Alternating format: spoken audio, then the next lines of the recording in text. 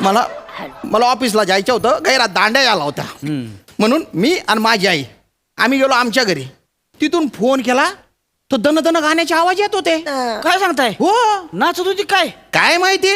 बरं म्हटलं कधी येते, 2 दिवसात येते म्हणाली. आली का मग? कशाची डोंबल्याची आली. 1 दिवस 2 दिवस करता करता 2 महिन्यांनी उगवलं हे माकड. राहिला का?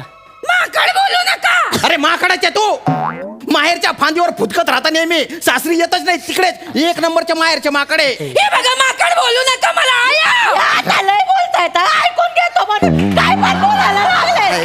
माझ्या ताईला माकड नका म्हणू की ताईची.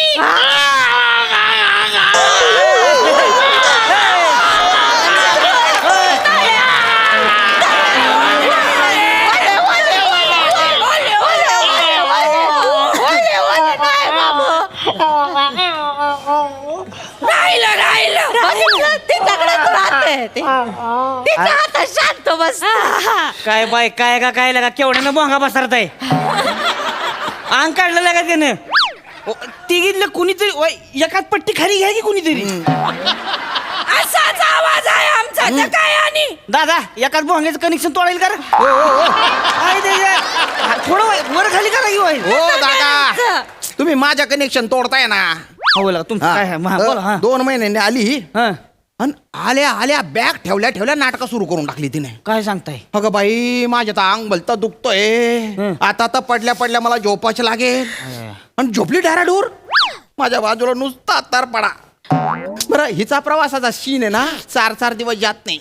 9 किलोमीटरचा. हा बरं, आमच्या ऑफिस मधले काही लोक ते अमेरिकेला जाऊन परत आले, 1.5 दिवसात जॉईन झाले. त्यांचा जेट लॅग संपला, पण हिचा एसटी लॅग संपतच नाही 4 दिवस. मुद्दाम करते का मी? मुद्दामच करते तो. मुद्दाम वकाऱ्या वाटतात मला एसटीत. असू द्या. वकाऱ्या करून करून आतड्या पिळवटतात माझ्या. शरीरातलं पाणी संपून जात आहे माझ्या.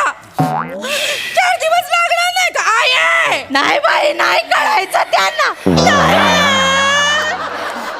अरे नका ना गदड्यासारखं, रेकुरे सारखं